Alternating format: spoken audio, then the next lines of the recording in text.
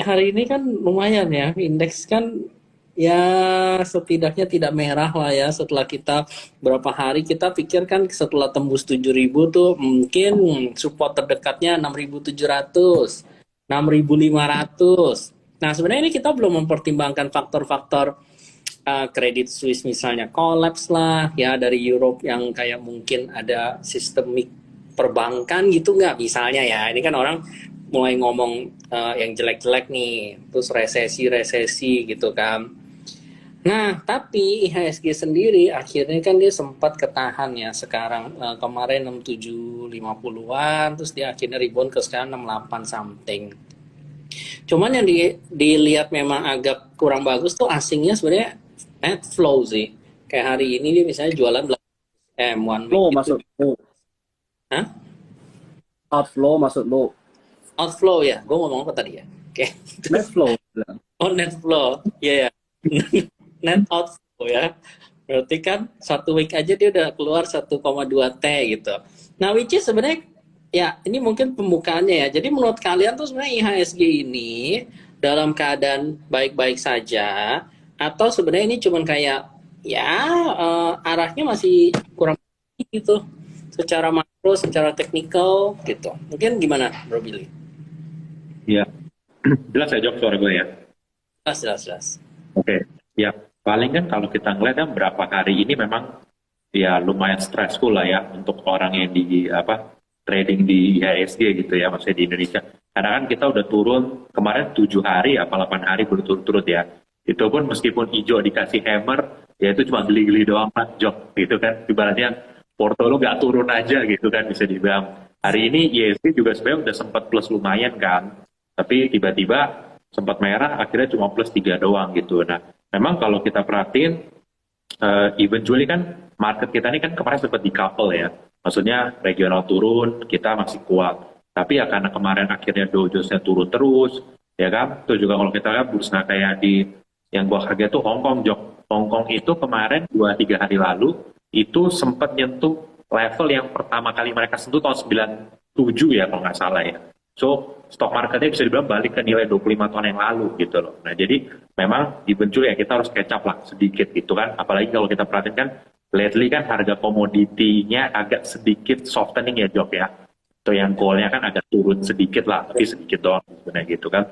Nah, sama juga kalau kita perhatiin, fund-fund itu sekarang cash levelnya lagi tinggi nih Jok. Hmm. Fund-fund reksadana ya. Kalau mungkin lu cek di fund fact sheet, itu rata-rata ya fund-fund yang lumayan itu cash levelnya tuh udah double digit persen gitu. Nah, tapi kan kita tahu mereka punya maksimum ya, cuma boleh maksimum 20% cash gitu sebenarnya. Jadi memang room untuk jualannya tuh kalau dari sisi fund lokal mungkin udah nggak begitu banyak ya, Jok ya. Karena menurut gue jarang lah fund itu akan mentokin cashnya sampai 20% gitu.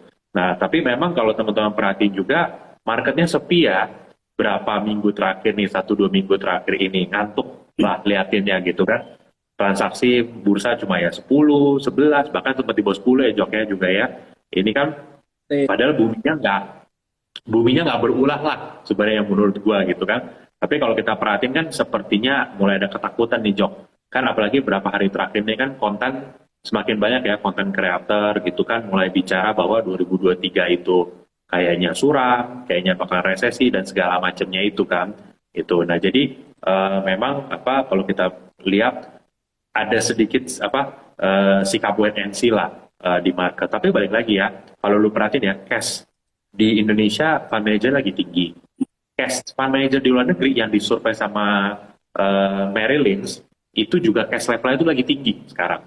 Itu kalau nggak salah di atas 6% sedikit deh. Nah, biasa setiap cash level di atas 4,5 sampai 5% itu sebenarnya biasa market bottom tuh udah nggak jauh gitu kan sebenarnya ya kalau lihat dari historicalnya kita plot gitu. Nah, jadi intinya sekarang lagi banyak cash nih Jok gitu Hmm. kan. Nah, jadi sekarang sebenarnya kita tunggu gini. Sekarang semua orang takut bakal resesi gitu kan. But what if resesi yang kejadian tuh gak dalam Jok. Cuma Hmm. resesi sebentar aja. Mild recession lah, cuma GDP minus 0,% something, and then bounce back ya kan Hmm. di apa semester 2 atau gimana gitu. Nah, ini menurut gua lebih penting diperhatiin daripada sekedar kita takut resesi apa enggak. Resesi sih kalau memang lihat dari data ekonomi sih kita bisa bilang 90% sih memang dunia bakal resesi lah 2023 awal gitu, atau bahkan sekarang you can call it recession juga sebenarnya ya kan. Technical recession gitu. Cuma baik lagi seberapa dalam nih resesinya, karena kalau resesinya ternyata nggak begitu dalam, Jok, buat gue sih harga-harga sekarang tuh market tuh udah lumayan price in soal resesi. Kalau ternyata tiba-tiba bener resesi cuma short live atau cuma sedikit, ini cash level ini yang sekali masuk bisa ngedorong market ke atas, Jok, gitu. Nah jadi memang apa at this point teman-teman ya, kita juga sendiri gitu ya, mungkin waktunya bukan untuk terlalu takut gitu ya. Waspada tentu boleh, itu kan kita nggak boleh juga terlalu takut atau seperti apa gitu ya. Nah tapi di satu sisi coba kita lihat dari reverse contrarian psikologinya. Semua orang udah takut gitu kan, mungkin ya udah pada naikin cash semua, berarti kan bisa dibilang sellernya harusnya, maksudnya yang mau jual tuh udah berkurang lah gitu kan. And what if tiba-tiba ini semua ternyata tidak sejelek yang diharapkan, gua rasa itu money akan balik lagi ke market gitu. Jadi sekarang kerjaan kita adalah memastikan kapan dan seberapa dalam sebenarnya resesi yang bakal terjadi. Kalau cuma resesi kecil mah harusnya sih kurang lebih sekarang udah price in lah, Jok, menurut gua ya. Gitu. Paling Hans Ya, doang good yang point. Ya, jadi gua ngelihatnya seperti ini ya. Sebenarnya pengertian resesi ini, kemarin gua ada baca satu ya, dari Instagram ya, Oki Sutanto itu dia buat statement cukup bagus. Sebenarnya resesi ini kan basically karena pengertian teknisnya ya, 2 kuartal, lu 2 kali B minus, dan sebenarnya resesi. So what dengan resesi seperti itu? Maksud gue, ya kalau tanpa resesi aja, kalau lu lihat ke belakang ya, sebenarnya 1 tahun itu kita bisa aja tuh punya mini krisis ya. Nah, coba perhatiin, itu kurang lebih ISG tuh drop sekitar 7-15%. Ya, on average sampai 10%. 1 tahun itu mungkin bisa sampai 3 kali. So, kalau ini memang range-nya sampai 10-15%, menurut gua, apapun istilahnya, mau ini resesi atau enggak, ya udah, kita udah tahu nih, batasnya kurang lebih rata-rata 10-15%, 7-15% sih. Nah, kalian bisa cek itu. Yang kedua, nah, ini juga kalau bicara resesi, yang paling penting itu adalah, yang sekarang nih, pertumbuhan ekonomi masih ada atau enggak? Kita bicara secara teknis, ya resesi, kembali lagi ya, 2 kali GDP minus, itu resesi. Tahun lalu kita juga resesi, bos. Kita juga nggak apa-apa kan? Sebenarnya tinggal kita mau lihat sejauh mana dulu nih. Kita bilang yang paling jelek lah, tahun 98 itu mungkin the worst ya. Nah, tahun 98, kita bakal lebih parah dari situ enggak? Kalau enggak, berarti view kita lihat yang lebih ringan dari 2098 apa? 2008. Kita bakal sampai sana enggak? Nah, kalau semuanya benchmarknya belum ada lagi, dan kita lihat 2020 yang sebenarnya itu yang paling menakutkan. Kenapa kok paling menakutkan? Karena itu datangnya kita nggak bisa prediksi sama sekali. Jok, Bill. Nah, kalau sekarang itu resesinya itu udah kayak kita bisa predik. Tahun depan bakal suram, tahun depan bakal gini. Malah sebenarnya dengan adanya itu orang-orang udah bisa antisipasi dari sekarang. Bahkan waktu resesi kejadian itu mungkin market sudah nggak separah kalau kita nggak ngerti apa-apa nih. Itu mungkin yang harus diperhatiin ya. Yang kedua nih, kita bicara dari segi teknikal, Jok, Bill. Kalau kamu lihat, itu memang dia turun.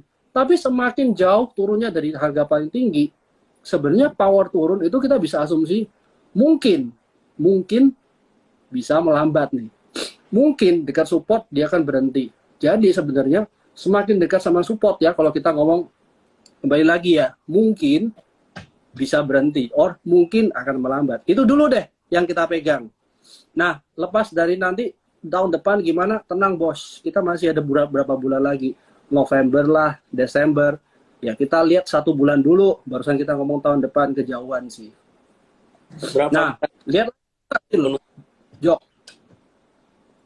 Kalau lu lihat 97 sampai terakhir ya, 2018 gue punya data. Kemungkinan ya September, Oktober itu memang bottomnya IISG. Ya udahlah, kalau gitu apa yang lu ekspektasikan dari bottom dan apa yang terjadi setelah dia di bottom? Itu yang harusnya kita antisipasi kan. Ya, kalau misalnya lihat data-data apa dari IMF kan untuk estimate pertumbuhan tahun depan, ya rata-rata masih positif ya. Gue lihat kayak Amerika aja sebenarnya masih di estimate naik 1%. Europe yang paling parah lah masih naik 0,5% full year-nya ya. Kalau kayak Middle East gitu kan 3%, emerging market 4%. Indonesia sendiri kan masih ya hampir 5% lah gitu ya. Sebenarnya kan kayak oke, China mungkin 3% ya. Tapi kan at least berarti full year itu kan masih bertumbuh intinya kan. Sebenarnya ya kenapa kita harus worry banget gitu ya dengan resesi-resesi makin makin justru pada saat resesi dan mungkin adalah semomen mungkin turun, justru orang-orang udah siap ya dengan tadi Billy bilang uangnya udah standby, malah malah nunggu beli gitu, serokin semua gitu ya. Ya, benar Jok. Iya, Intinya sekarang kita tinggal prediksi bahwa sekarang sudah paling jelek belum, ya kan? Sekarang kira-kira 6 bulan dari sekarang ekonomi akan lebih baik nggak dari titik hari ini atau enggak gitu? Karena market itu kan dari dulu selalu move ahead expectation ya, gitu. Jarang market itu menurut gua tuh bergerak tuh selalu beriringan sama berita ekonomi kecuali tiba-tiba ada gagal bayar, subprime mortgage, kayak COVID kemarin. Nah itu udah event di luar ekspektasi ya. Tapi sepengalaman gua gitu kan lihat market juga, market itu always move with duluan ya. expectations gitu, kayak gitu. Nah, kalau Iya, iya, misalnya iya. marketnya memang lagi lesu atau lemah, kan sebenarnya ciri-cirinya nggak akan banyak perusahaan IPO. Kalaupun ada perusahaannya nggak laku kan. Nah ini yang gue lihat nih, ini tadi nyambung soalnya nanya tentang beli-beli ya. Gue lihat kan di sini kayak beberapa plan ke depan tuh ada 7 atau 8 IPO ya, perusahaan yang sebenarnya size-nya tuh lumayan gede, ratusan M bahkan sampai triliunan kan. Dan kita mungkin tadi ada yang nanya spill dikit lah, beli gitu ya. Ya size-nya tuh bisa berapa? 7T ya, around segitu. Nah, menurut kalian Hmm. gimana? Yuk nggak kalau kita bahas dulu lah yang beli-beli ini. Masihkah ini kan sektornya tech ya. Sektor tech mungkin banyak orang yang masih trauma tuh dengan Bukalapak, Goto yang ceritanya ya itulah GMV kan jual berapa sales gitu 3 kali, 4 kali. Yang nyatanya walaupun mungkin ada faktor growth, ruginya mungkin berkurang, tapi tetap aja sahamnya nyusruk kan. Nah ini kan sebenarnya case-nya sama persis nih. Nah, menurut kalian akankah terulang tragedi kayak gitu atau justru berbeda? Hmm, Nah, iya, Bill, kita ya punya dua sebenarnya sih contoh. balik lagi menurut gua ya. Sebenarnya ya kalau lu IPO di waktu yang sekarang, kita bisa bilang waktunya pas nggak? Ya balik lagi kalau ngeliat environment regional mungkin nggak secara timing ya Jok ya. Tapi what do we know lah about timing gitu kan? Contoh tahun kemarin pada saat peak-peaknya ada yang IPO kan, orang pikir inilah waktu terbaik, tapi habis itu keadaan berubah kan. Ya kan kita nggak pernah tahu. Mungkin sekarang lu IPO di ujung waktu sekarang, justru udah nggak jauh-jauh dari bottomnya. Kan kita nggak pernah tahu. Karena contoh tahun kemarin begitu kan. Ya, Johans IPO di saat lagi waktunya bagus, ternyata nggak lama habis itu selesai gitu kan. Nah jadi kalau gue ngeliatnya lebih simpelnya gini, intinya teknologi di Indonesia, saham-saham tekniknya pasti akan ikutin regional. Jo. Jadi kalau teknologi di misalnya di Amerika, teknologi di China itu belum rebound, ya kita nggak bisa berharap banyak mungkin sama teknologi yang di Indonesia juga gitu kan. Nah, tapi apa sih yang diperhatiin sama sektor teknologi ini? Ya sudah pasti the Fed, ya kan? Nah, memang kalau diperhatiin ya, orang suka bilang ini kan padahal orang tahu ya The Fed ini bakal berhenti di 4,5 orang pikir gitu. Tapi kenapa marketnya nggak price ini sebenarnya? Nah karena setiap inflasi report itu keluar, itu lu perhatiin Fed Fund Futures yang tengah tahun 2023, itu setiap angka inflasi keluar mereka akan move naik lagi. Contoh kayak kemarin itu udah 4,9. Nah ini akhirnya mengganggu ekspektasi market. Jadi kalau ditanya orang ya, gue akan selalu melihat tuh bukan yang udah dekat ini Jong.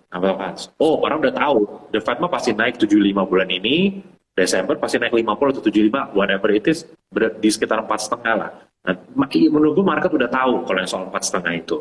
Karena kan The Fed selalu kasih guidance kan. Nah, yang market lagi coba mereka menerka-nerka, ini tuh abis nanti Desember 2020 masih naik lagi enggak Fed rate? Kalau sudah enggak, menurut gue kita bisa bilang the worst itu minimal udah selesai Jok untuk urusan The Fed-Fedan ini. Nah, tapi kalau gue perhatiin kemarin habis angka report inflasi US yang keluar kemarin tuh hari Kamis kemarin, kemarin Fed Fund Future yang Juli 2023 4,9 Jok. Nah ini kan bikin market jadi kayak, oh berarti 2023 kemungkinan bisa naik lagi nih. Nah sampai titik ini berhenti, baru menurut gua market tuh bisa tenang. Itulah kenapa juga yieldnya nggak susah turun kan, Jok Hans. Yield yang 2 tahun sama 10 tahun kan turun sebentar, naik lagi. Kenapa? Karena ekspektasi di Fed Fund Future 2023 yang mid-nya itu tuh bukannya pivot, malah makin naik gitu, new high. Jadi gue selalu bisa dibilang tuh setiap minggu gue akan lihat lah ini sekarang ekspektasi berapa. Karena nanti begitu udah turun, perlahan pasti nanti yang US punya 10 years yield, 2 years yield itu juga akan turun. Nah itu akan kasih booster tuh ke saham-saham, terutama saham-saham teknologi ya menurut gue gitu. Minimal dia stabilize ya. Mungkin kalau stabilize aja. Karena naik terus kerjaannya. Tiap bulan naik terus, habis report inflasi naik ya. Repot jadinya gitu. Pertanyaannya, lu beli atau enggak IPO beli-beli ini? Nah, IPO. Wah, gua kalau teknologi mungkin sekarang nggak dulu kali ya, Jok ya. I mean, in general lah teknologi gitu ya. Kan apa? Ya mungkin kalaupun kita harus beli nanti juga nggak apa-apa kan. Tunggu situasi udah improving. Tapi balik lagi ya, itu kan pandangan pribadi masing-masing ya gitu. Balik lagi, terserah teman-teman juga. Kalau tahun kemarin gue bilang tadi Jok ya, tahun kemarin juga itu very favorable condition kok. Kalau lu beli dikasih cuan cuma berapa, 2 hari kan, habis itu diambil balik market juga gitu kan. Jadi ya balik lagi, inilah tergantung lah keberanian teman-teman juga gitu dan analisanya masing-masing. Gimana kalau Hans beli atau enggak? Ini konsensus nih. Konsensus, tapi nanti lu nggak ada ini vote gimana? Oke, gini deh.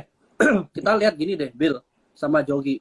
Kita udah punya 2 contoh kasus ya. Tadi lu bilang ya tahun lalu sama tahun ini ya, Jok ya. Nah, yang tahun lalu kasusnya itu apa? Size-nya mungkin lebih gampang profit ya.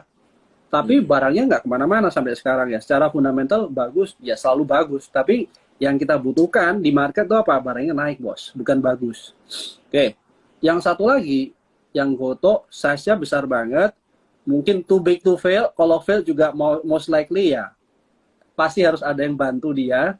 Ya, kembali lagi dari 2 kasus tadi, kenapa waktu itu mereka bisa turun? Ya, yang kalau model-model bisnis yang seperti ini selalu ada yang pertama kali invest yang mungkin mau keluar ya. Nah, ini dari 2 company ini ada yang invest, ada yang keluar. Nah, kalau yang barusan kayak beli-beli gimana? Ya kita harus lihat siapa sih angel investornya, apakah mereka untuk keluar atau enggak, atau jangan-jangan ini sebenarnya modalnya dia sendiri semua, otomatis ya nggak ada yang keluar, atau yang keluar lebih sedikit. Nah ini mungkin salah satu pertimbangan sih. Tapi benar Billy ngomong, kalau loh ini sekarang tech favorable apa enggak? Oke, ada 2 hal yang kita bisa lihat. Satu, kalau tech ini udah mungkin relatif murah banget, atau udah mungkin under own banget ya. Nah, apa sih yang harus kita perhatiin atau sebenarnya kita ekspektasi? Ya, kalau kita ngomong musuhnya tech ini mungkin lebih ke komoditi ya. Komoditinya udah cukup jenuh nggak? Kalau belum cukup jenuh, mungkin kita tunggu nih. Tapi kalau udah cukup jenuh, terus yang bond yield-nya mungkin udah melandai ya. Tapi most likely kita harus lihat nih, belum ada tanda-tanda dia melandai ya, Bill ya. Somehow ada yang bilang ya sampai 3,6 or even worse itu 5,8. Kita nggak bisa tahu. Tapi kalau kita ngomong dari teknikal aja, ini belum ada tanda-tanda dia penurunan ya. Nah, apa yang gua konsultasikan, bukan konsultasi, yang sempat kita discuss dengan si Farul ya, sebenarnya hitungan-hitungan yang kemarin itu tetap harus jadi dihitung ulang kalau semuanya 10 years bond yield ini naik terus nih. Malah sebenarnya chaos kalau naiknya terlalu tinggi. Nah, ekspektasinya apa sih kalau kita harap dia turun? Berarti ekspektasinya salah satunya dia naiknya kenceng banget, terus overshoot, terus dia balik normal. Nah, kalau saat itu mungkin tanda-tanda, yes, ini market udah mulai stabilize. Ya, hal yang sama juga kalau lihat USD IDR nih. Begitu dia overshoot ya. Nah, lu lihat 98, 2008. Setiap kali Indonesia rupiah ini melemah atau kencang banget USD-nya, mereka akan normalize kurang lebih setelah 3 bulan. Jadi, kita punya waktu 3 bulan nih untuk netral dari market misalnya kalau kita beranggapan negatif. Nah, hal yang sama nih untuk yang tech yang tadi, kita belajar dari yang kemarin-kemarinnya. Tapi sekarang favorable nggak? Belum. Jawabannya itu. Apakah hari ini tech-tekan yang digital digibank atau bank kecil-kecil naik terus adalah mengawali sektor tech balik normal? Kita nggak pernah tahu. Tapi kita lebih detail aja ya untuk sementara waktu masukin watchlist gitu. Oke, panjang bener, panjang. Kita beli nggak? Ya, jadi Oh, nggak intinya begitu. sektornya mungkin yang masih belum ada tanda-tanda pembalikan arah ya, karena masih berkaitan dengan suku bunga gitu kan. Cuman tadi kalau misalnya ya juga nggak banyak yang jualan, ya ini supply and demand lah masalahnya ya. Kalau nggak banyak yang jual ya mungkin masih bisa chance naik juga gitu kan. Nah, ini ada yang Ya, menarik juga. Ada dua saham yang sebenarnya masuk sektor healthcare ya, OMED dan Prey, Rumah Sakit Awal Bros. Nah, kalau menurut kalian gimana sektor healthcare ini? Ini apakah bukannya waktunya udah telat ya gitu? Maksudnya kalau mau kan waktu pandemi misalnya baru lo IPO. Tapi kenapa sekarang gitu? Demand-nya yang mungkin mulai menurun kan tentang kesehatan ini. Menurut kalian gimana? Healthcare ya. oh, Healthcare kan menurut gue in terms of momentum mungkin sedikit lewat ya Jok ya. Gue bilang kita ngomong momentum ya. Kita nggak bilang company jelek. Kita bilang momentum gitu ya. Secara momentum mungkin best pas COVID kemarin. Tapi balik lagi secara bisnis rumah sakit gitu ya. Dan juga mungkin alat kesehatan. Terutama ngomong bisnis rumah sakit ya Jok ya. Gua rasa selama berapa tahun terakhir ini, 1-2 tahun terakhir ini ya, untuk orang-orang yang tidak pernah kena COVID ataupun orang-orang yang tua itu biasa tidak mau berobat ke ini Jok, ke rumah sakit karena kan takut kan gitu kan. So sebenarnya good thing-nya juga ini pandemi jadi endemi, COVID dianggap sudah nggak begitu berbahaya lagi, apa demand orang ke rumah sakit itu akan ada lagi Jok. Kan selama ini kan kita tahu menjamur semua dokter online kan segala macam gitu. Kayak contoh lah, gak usah jauh-jauh kayak kemarin pas gue sakit online dulu bos gitu kan, satu apa ini baru fisik gitu kan. Nah, you imagine kalau kemarin pas lagi COVID apa segala macam, mungkin orang yang cuma sakit sedikit-sedikit atau mau kayak apalah cuma treatment biasa begitu, mungkin akan takut kan ke rumah sakit kan. Nah, tapi dengan ini COVID udah berubah jadi endemi apa segala macam, gue mulai melihat banyak orang ini udah berani lagi ke apa ke rumah sakitnya apa segala macam gitu. Jadi sebenarnya mungkin kalau dari sisi bisnis rumah sakit, gua rasa harusnya masih prospektif ya, dan gua juga ngelihat eventually apa kesadaran kesehatan di Indonesia juga akan naik lah gitu. Jadi ini a long term play. Nah, tapi kalau untuk alat-alat kesehatan, well, mungkin masih ada demand-nya, tapi gua rasa kalau jadi endemi, Jo, nah orang akan berani nggak pakai masker lagi kan dan segala macamnya kan. Which is kita udah sekarang aja udah sering lihat kan orang udah mulai sering nggak pakai masker atau apa kan. Nah, itu aja sih resikonya di situ. Jadi mungkin in terms of company good, tapi secara momentum sedikit lewat mungkin kalau gue bilang. Katanya klinik kecantikan mulai rame tuh. Nah, oke, kalau misalnya Salah, Blink Beauty. Gitu-gitu dia ini. tingkat kesediaan ini kan juga ranjang rumah sakit kan di Indonesia juga sebenarnya masih rendah lah, sama kayak orang makan ayam masih rendah aja kebutuhannya sebenarnya apa yang kayak populasi tinggi gini kan negara kita tuh masih butuh banyak ya. Nah, kalau dilihat awal bros ini kan yang dilepas itu sebenarnya cuma 2% dikit gitu ya, dan ownernya itu adalah Saratoga. Sebenarnya apakah ini menjadi peluang justru kolek Saratoganya gitu di saat dia lagi murah juga tuh Hans? Teknikalnya gimana tuh? Kayak dia kan harusnya jadi diuntung dapat dana dari situ. Oke, kalau bicara Saratoganya itu bukan bicara murah atau enggak, Jok. Ya, kalau lu bicara soal company, ya sudah pasti dia nggak pernah jelek ya, Jok ya. Holding company-nya mungkin salah satu yang orang-orang juga favorit ya. Apalagi kalau memang kita tambah, ini saham-saham pemilu nih, mungkin jadi lebih menarik lagi, Jok. Kembali lagi, yang kita butuhkan adalah sekarang, barangnya ini bisa naik apa enggak. Cuman dua pendekatan lu nih. Satu, lu mau spek waktu dia di dekat support, jadi lu bisa pelihara risknya. Kalau loss, lu bisa break even point lebih gampang. Atau yang kedua, lu mau ngulik fundamental apa? Kita udah tahu fundamentalnya baik-baik saja nih, Jok. Ya, kalau memang mau masuk ke Saratoga, gua rasa lebih ke spek-spek ya. Yang paling penting apa sih? Kalau spek, lu make sure ini fundamentally Ini dua perusahaan-perusahaan yang sebenarnya aman gitu. Kenapa? Kunci dari kita trading atau enggak ya, yang paling penting itu adalah bisa exit, bos. Jangan sampai lu bisa lihat cuannya tebal, tapi exitnya nggak bisa. Itu kayak barang-barang yang lain tuh ya. Wah, cuan doang yang kelihatan, tapi mau exit lu harus hajar kiri terus tuh. Nah, kan susah, bos. Nah, kalau Saratoga aman nggak? Ya, menurut gue sih aman-aman saja ya. Tapi, kembali lagi, manage risk-nya aja, Jok. Jangan sampai terlalu gede dan BEP-nya kita perlu effort lebih gede. Tuh, bener Jok. Orang sakit minum tolak angin, apalagi kalau benar resesi, itu benar. Justru kalau resesi, orang nggak ke dokter, orang kalau sakit minum tolak angin, nah itu berarti SIDO bagus. Tuh Jok, ini bener nih. Kalau ini komen gue setuju nih. Ngomong-ngomong, tadi gue ketemu sama klien-klien ya, Jok, Bill. Gue barusan tahu satu hal nih. Ternyata kalau lu beli rumah, mau tanda tangan surat tuh harus ada BPJS. Bayangin, kalau lo nggak punya BPJS, surat lo nggak bisa keluar tuh. Kita ini ada kebijaksanaan seperti ini. Itu BPJS punya duit harusnya cukup banyak ya. Sebenarnya dia bisa buang kemana tuh. Nah itu ada Abdullah katanya dia punya rumah sakit. Nah itu aturan baru tuh. Kira-kira ada sentimen yang bisa angkat ini nggak sih medical ini? Kenapa? Yang gua tanyain ini. Satu, kalau lu lihat tahun lalu tuh rumah sakit banyak banget. Bahkan yang rumah sakit yang pokoknya darurat itu ada banyak. Hari gini mereka mungkin fungsinya nggak sebanyak itu ya. Apakah nanti yang kemarin dadakan rumah sakit, mereka jual nih barang-barangnya mereka sebenarnya lebih cheaper ya? Atau yang besar-besar caplok yang kecil-kecil. Nah ini gimana nih? Jawab, Billy.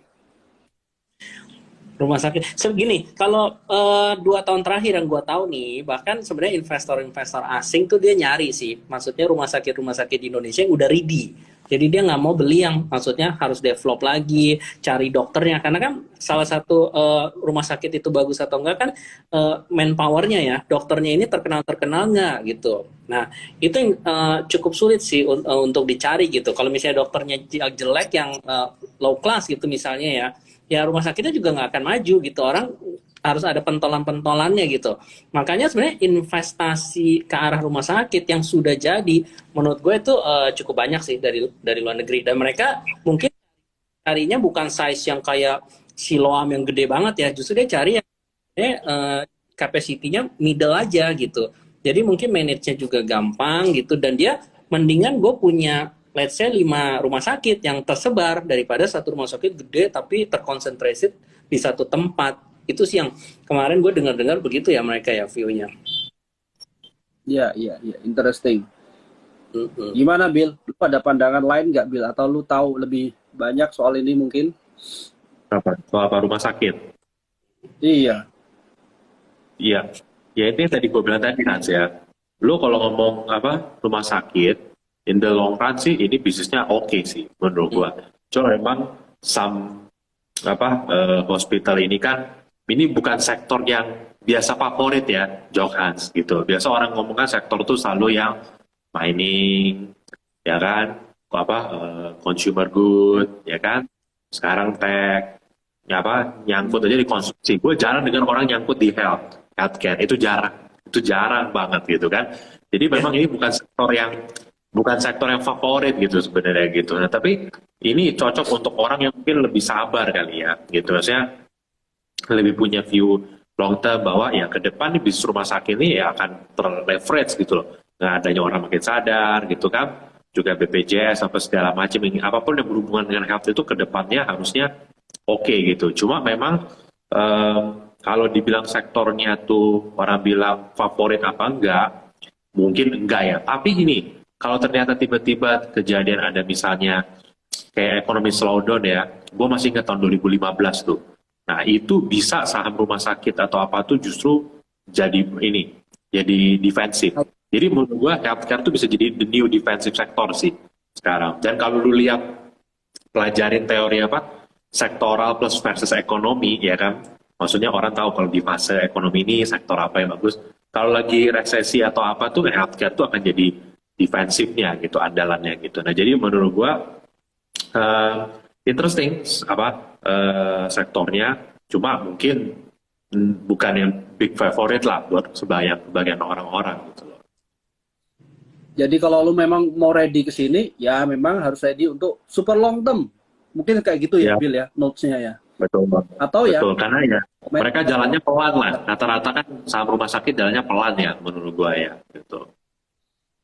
ya. Iya betul sekali. Terus gue lagi sambil pantau. Ini Dow Jones udah buka belum sih? Udah harusnya naik banyak deh harusnya. Naik tuh baru pembukaan nih, naik 620. Iya 2% kan Bill. Ya, gitu. Tapi kita udah kena PHP nih, dia naik. terus dia punya Dow Jones juga 1,97%. Jadi mungkin ya marketnya respon lumayan oke ya. Nah, kembali lagi nih, kalau bicara tadi ya, harus diingat ya, yang paling penting itu negaranya tuh ada tumbuh ya. Nah, ini tadi menarik juga nih, gue ngobrol bukan tadi sih sebenarnya kemarin ya, ketemu sama satu klien, dia ngomong gini nih, loh, di sana itu housingnya, sellingnya sebenarnya naik gitu loh. Penjualannya. Nah, ya, siapa yang beli? Nah, ini yang beli agak lucu ya. Sebenarnya orang-orang China yang punya duit gitu, Jok. Nah, apakah sebenarnya pertumbuhan ekonominya sebenarnya kita nggak bisa, oh, ini pertumbuhan ekonominya nggak sah nih, karena yang beli orang China yang punya duit yang nggak bisa balik ke sana itu ya. Nah, gimana nih? Kalau lu lihat dari pertumbuhan ekonominya di US, sebenarnya masih jalan nggak sih? Atau ya sebenarnya stagnan seperti yang kita harapkan?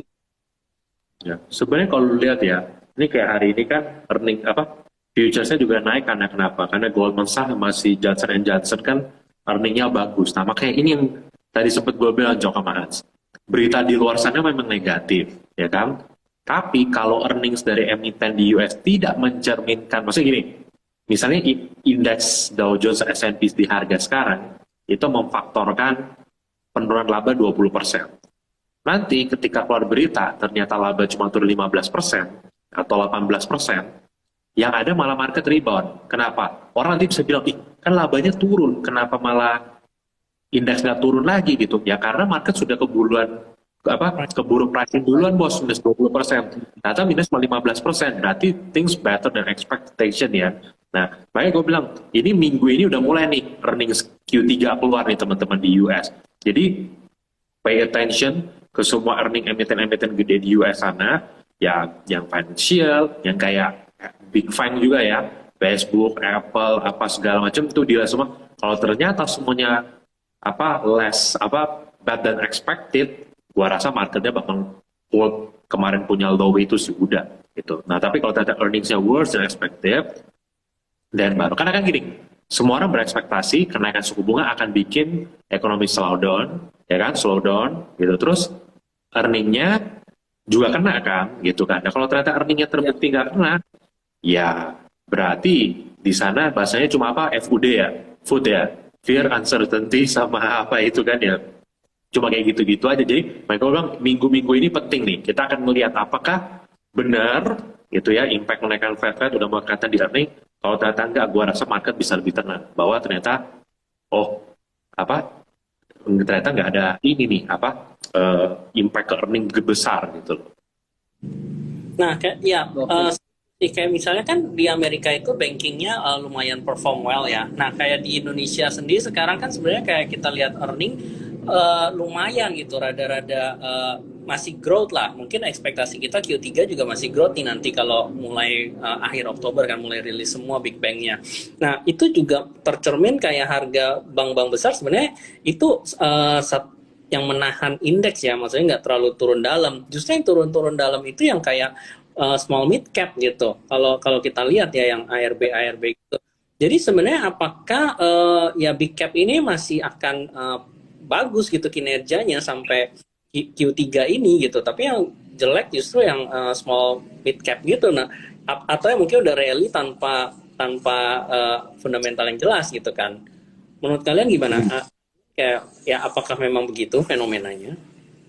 Sebenarnya kalau dari kinerja big cap ya, kalau lu bilang komoditi harusnya masih bagus. ya juga kalau dari komoditi terutama coal gitu ya. Nah kalau soal big banks ya simpelnya gini aja lah, apa, lu 3 bulan terakhir ini, 6 bulan terakhir ini, mungkin kalau lu survei ke orang-orang yang punya bisnis di mall apa segala macam gitu ya, atau segala macam, ya most of them ya pasti akan bilang bisnis ya doing pretty well gitu kan. Terus kalau lu lihat target kredit di perbankan apa juga segala macam, even yang bank paling besar itu aja kan, yang swasta itu aja kan berani up target kreditnya apa segala macam kan. Jadi sebenarnya gue ngeliat kita nih di dalam negeri kita ini ekonominya lumayan kuat ya. Ya makanya meskipun lately ada koreksi, ya menurut gue koreksinya masih wajar ya Jok ya. Soalnya big cap-nya masih tahan. Memang yang bikin mules sangat paham itu adalah saham-saham teknologi kan. Yang benar-benar itu sih luar biasa, itu sih terjun bebas. Kalau bank lain, kalau bank koreksi, bank digital itu sih terjun bebas bos. Itu kan BRI turun 10%, ya mungkin turun 50% lebih kali gitu kan. Jadi memang kalau gue bilang yang bikin persepsi market tuh jadi jelek juga akhir-akhir ini itu menurut gue bukan big cap-nya, tapi lebih ke apa, si saham-saham teknologi ini semua yang tiba-tiba tuh pada apa, dropnya lumayan dalam semua dan cepet pace-nya ya, ARB gitu kan. Bahkan ada beberapa saham bank digital yang gua pikir nggak bakal turun ke situ lagi tuh turun ke situ lagi gitu loh. Jadi memang maksud gua apa, harusnya kalau lu tanya gua, emiten kita overall harusnya kinerjanya masih oke ya, terutama yang big cap gitu. Kayaknya yang banyak jadi pertanyaan yang tadi lu singgung itu tuh Arto, gimana tuh Hans teknikalnya? Soalnya kan dia hari ini tapi tutupnya kan justru hijau ya, setelah tadi sempat 4.300-an tutup 4.900. Nah ini apakah sudah mencerminkan dia rebound balik arah nih atau bagaimana tuh? Secara Menurut gua sebenarnya sesimpel Jok ya. Orang-orang itu akan sadar barangnya itu balik arah itu waktu harganya udah naik. Oke. Nah, apapun yang sekarang kita buat, gua rasa lebih ke siapapun yang masuk ini duluan besar itu akan diikuti sama yang lain yang mungkin lebih kecil ya. Akhirnya terbentuklah marketnya kebetulan hari ini ya. Mungkin satu, yang bank-bank digital ini yang udah under own. Yang kedua, udah murah banget ya. Udah murah banget dibandingin tahun lalu lah. Kita nggak ngomong kayak valuasinya murah atau segala macam whatsoever ya.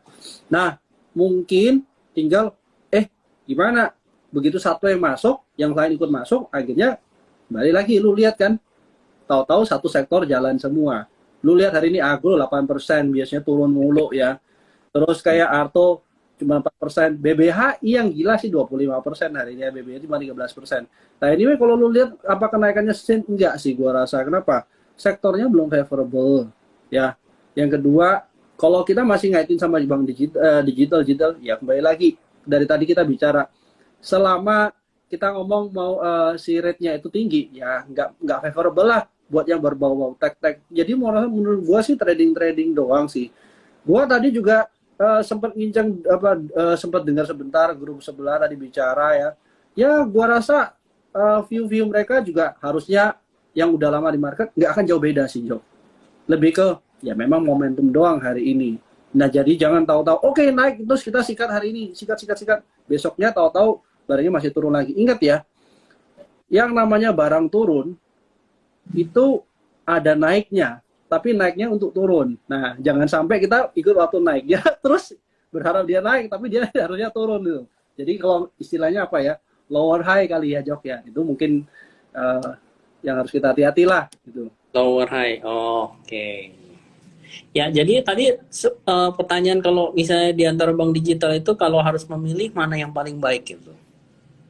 Arto Ya, kali ya. Oke. buat gue jangan dulu beli the leadernya dulu Jok, ya Arto dulu gitu loh. Arto naik buat gue akan membuat kayak BBHI, BBYB, Agro itu akan naik. Lu udah itu naik ya kan, terus misalnya habis itu Goto naik akan bikin kayak MTech naik mungkin ya, terus Bukalapak naik gitu kan ya, nanti mulai akan merembet kemana-mana ya kan, merembet ke mungkin yang kayak Friend apa segala macam itu akan merembet. Tapi menurut gua kalau lu bilang dulu kan boomnya di Arto dulu kan, so Ya. menurut gua berarti ini mau balik lagi Artonya dulu harus naik juga. Ya, bagaimanapun juga sebenarnya kan dia punya user tetap bertumbuh ya, sempat kemarin 1,5 juta, sekarang 3,7 juta dan ya pelan-pelan dia achieve dia punya target lah, tinggal nanti profitability-nya gimana gitu kan ya. Ya, betul. Nah, Oh. itu nyambung soal ini, Bill. Lu tahu nggak kayak model Aku Laku itu katanya sih mereka shifting ya. Mereka lebih jual insurance sekarang. Bener nggak sih? Lu ada dengar gini nggak sih? Insurance sama kayak kan sempat ada spekulasi di TNCA tuh, Jok sama Hans. TNCA itu yang Ya. muda itu kan Alibaba juga kan, Aku Laku juga kan. Itu kan sebenarnya kan sempat kalau sempat ngobrol-ngobrol tuh, ya maksudnya yang kedengaran di luar sana tuh mau jadi insurtech gitu. Jadi kayak insurtech, jadi kayak insurance based on-nya tuh kayak di e-commerce atau apa gitu, mainnya yang tech-tech gitu. Cuma menurut gua fokusnya harusnya masih di bank dulu deh, Hans. Lu banknya udah gede, baru kan lu bisa cross selling yang lain kan, gitu. Nah, sebenarnya user Ya, BBYB itu juga banyak menurut gua gitu ya. Cuma ya balik lagi ya, bank digital itu kan sementara ini ya, gue bilang kan orang masih ngeliatnya dari sisi bunganya nih, gitu kan. Jadi rebutan cashback, rebutan bunga apa sebenarnya. Ini kan sekarang semua udah mulai berkurang nih. Nah, di sini bakal kelihatan nanti nih siapa yang bank digital jadi winernya tuh akan kelihatan di masa-masa gini. Intinya di masa-masa susah itu selalu akan memunculkan tuh Jokamahan siapa sih sebenarnya yang punya edge gitu loh. Ya, agree. Oh, insurtech Nah. beli log aja ada views. Ya. Ya, oke. Bener. Nambahin dikit, Jok. Jadi kalau kita lihat ya, memang kalau tech company ini memang lebih cenderung mereka ini ya, burning money. Nah, mungkin lu bisa cari mana sih yang paling cost acquisition per usernya itu lebih rendah mungkin satu. Yang kedua, yang paling sedikit burning money. Nah, terus jangan lupa ya, yang ekosistemnya itu punya grup perlu punya duitnya banyak. Kenapa? Most likely kalau mereka do something, ya akan sama mereka punya ekosistem ya. Nah, yang kemarin-kemarin mungkin ada yang masih pending ya untuk join sama mereka punya ekosistem. Nah, itu mungkin yang paling menarik. Nah, itu mungkin tugasnya kita yang nyari ya, Jok ya. PR-nya kita. Ya, jadi kalau melihat Dow Jones pembukaan hari ini 2%, besok strateginya jadi bagaimana? Apakah kita lebih serok yang sudah ada di bottom semua, berharap technical rebound, ya ataupun dead cat bounce saja kita sebenarnya bisa lah ya ambil 3-5% gitu harapannya, atau justru barang-barang yang mungkin kita harus reduce gitu kayak sell on strength. Kalian lebih prefer yang mana? Kalau gue lihat lah bumi gue kemana, Jok. Bumi. Gue lihat tuh bumi gue kemana. Oh. Tapi bener sih, Jok. Menurut gue sih, itu barang yang satu itu sih ini sih. Selama itu barang satu belum nggak turun, gue sih masih yakin sama market kita sih. Tapi kalau gue nggak bisa judge satu harian kan, Jok, gitu kan. Karena ada barang yang mungkin, apalagi lo tau kan tipe gue bukan yang trading harian kan, bisa dibilang kan. Jadi gue lebih cenderung ya di kondisi kayak sekarang, gue mungkin cenderung akan lebih ke hold aja gitu. Daripada gue mungkin new buy nggak akan lihat. Gue masih di barang-barang yang itu-itu aja kok sebenarnya. Gue nggak ada perubahan apa-apa. Masih di sektor ya si coal, masih di sektor yang offshore oil service itu juga gitu kan, yang support vesselnya yang selalu gue ngomong Wintermar dan segala macam itu, ya masih di situ-situ aja gue mungkin bukan cenderung trader kali ya. Kalau gue trader kayak dari broker sebelah ya mungkin tiap hari gue berpikir besok apa yang gue jual, besok apa yang gue beli.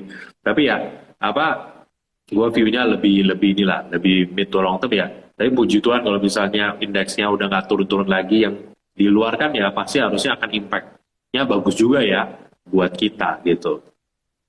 Ya. Gue agree sih, Bill, kalau yang lu bilang tadi. Bumi Ya. Apaan tuh, Jok? Lu ngaspek di dewanya. Bumi naik anyway, dewa juga bisa naik kan? Dengan rencana retis. Oh ya, bumi ini hari ini placement-nya ya, berarti ya, 18. 120 ya. 120. Oke. Bill, Ya. dari tadi ada yang nanya nih soal PTBA ya. Jadi, kenapa, Bill, PTBA? Mungkin tadi ada yang sempat ngomong, oh ya PTBA ini harus akuisisi PLTU segala macam. Tapi, apakah benar gara-gara? Ya, buat gua sih sebenarnya simpel. Yang orang takut cuma kalau misalnya ada akuisisi gitu kan, duit dividennya keganggu nggak nih? Nah, itu aja sih sebenarnya gitu.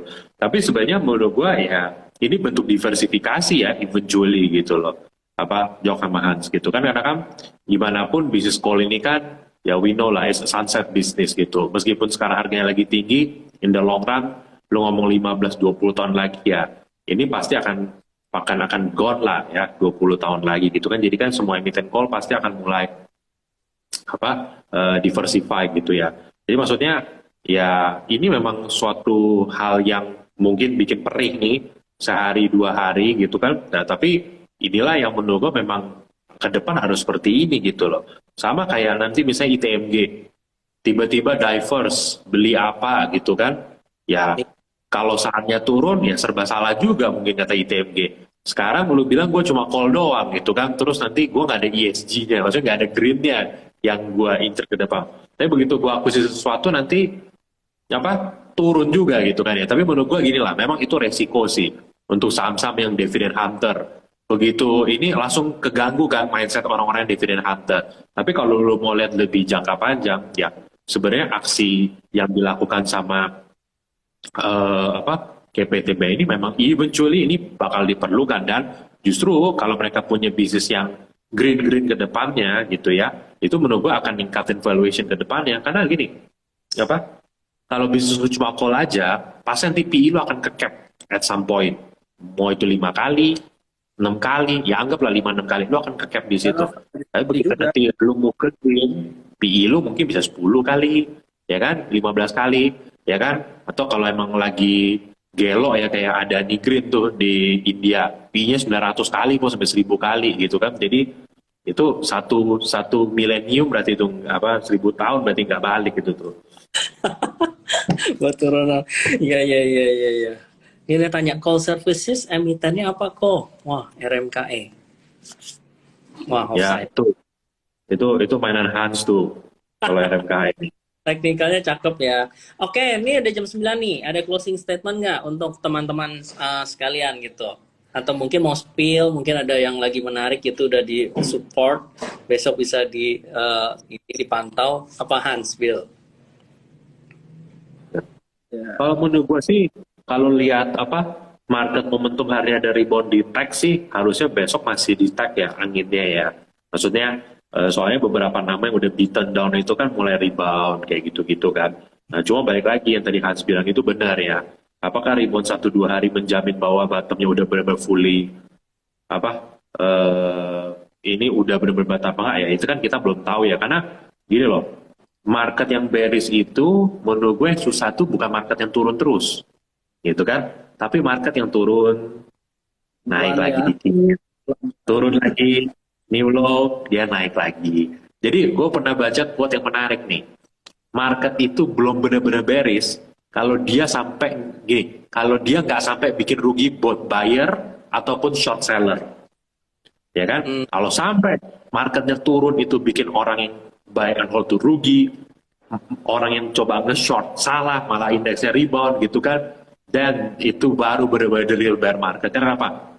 Nobody makes money bisa dibilang kayak gitu kan, apa? Lu coba nge-short marketnya naik kayak kemarin nih, Dow Jones-nya sama Nasdaq-nya new low, wah lu nge-short kebakar bos, 2-3 hari kemudian dia ke atas gitu kan. Sekarang orang panik beli nih, misalnya 2 hari ini udah naik kenceng gitu kan, terus turun lagi. Nah market bearish yang begitu tuh, yang bener-bener lu sampai udahlah kayaknya mendingan gua cash aja nih.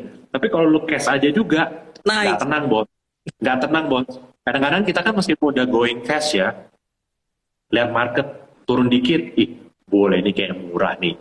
Atau market lagi dikit, oh jangan udah bottom nih, gua harus masuk lagi kayak gitu kan. Jadi memang the ability to sit while you are in cash itu menurut gua tuh skill yang bener-bener jarang dipunyai. Kelihatan gampang nih, cuma duduk doang. Pokoknya jangan pencet tombol beli gitu kan, jangan pencet tombol beli ya. Tapi itu akan susah dilakukan gitu. Nah memang menurut gue tahun ini adalah tahun contoh yang benar-benar ribet, apa maksudnya tricky ya. Kalau lu lihat Dow Jones, Nasdaq, S&P itu turunnya nggak ada yang straightforward turun. Begitu lu pikir ini benar-benar mau beres, dia snap ke atas, turun lagi turun lagi. Jadi menurut gue di tahun ini either you fast trade atau lu Panjang cash, banget. atau sekalian kalau lu emang belum yakin ya udah lu beli and buy and hold, lu DC aja, tiap turun beli lagi, turun beli lagi gitu. Itu aja.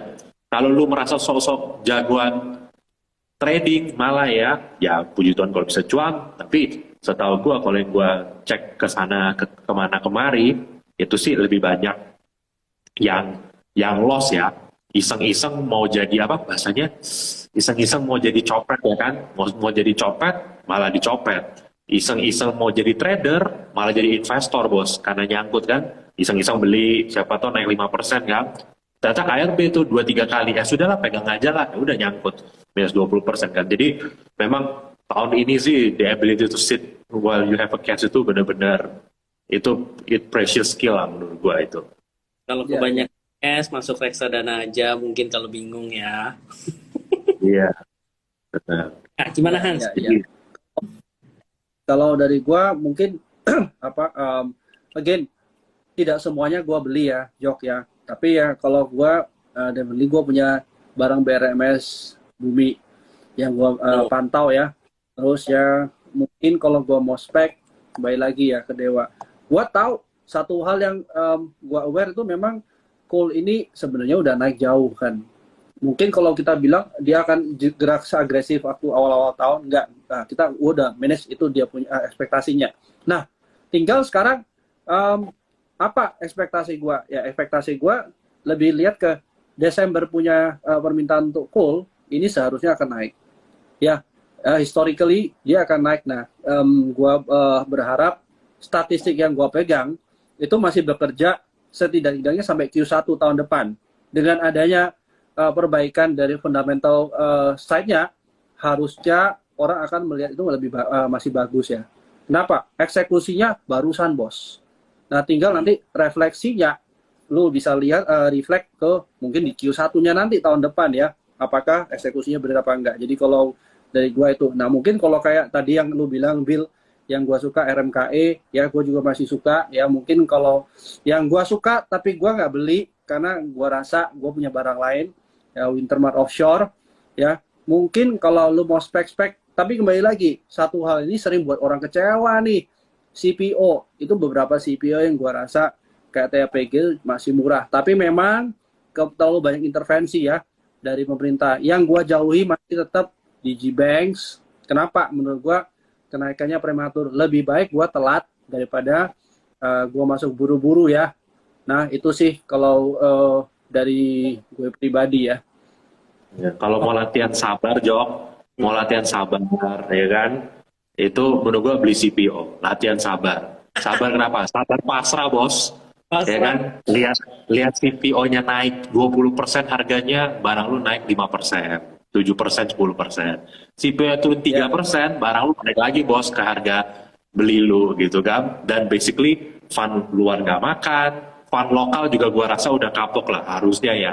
Kalau dari pelajaran gua dulu di tempat kerja gua sebelumnya, kita coba betting analisa ya, yang namanya sektor CPO bener-bener Jok, udah biodiesel apa segala macem, tetap aja rugi. Malah sekarang dia kena tendang dua-duanya dari Q45 sampai kita harus rebalance portfolio jadinya gitu kan. Jadi udahlah, di sektor yang satu ini bener-bener either you tactical trade atau ya mendingan nggak usah disentuh deh, karena apa, susah bos cari cuan di sektor ini. Waduh, luar biasa stressful, malah nanti lu lihatnya ada CPO naik, saham lu nggak naik-naik. nah Ya, mungkin kabar kayak mungkin dua gua tahun ke-10, tahun ke-12 gitu. Baru baru panen.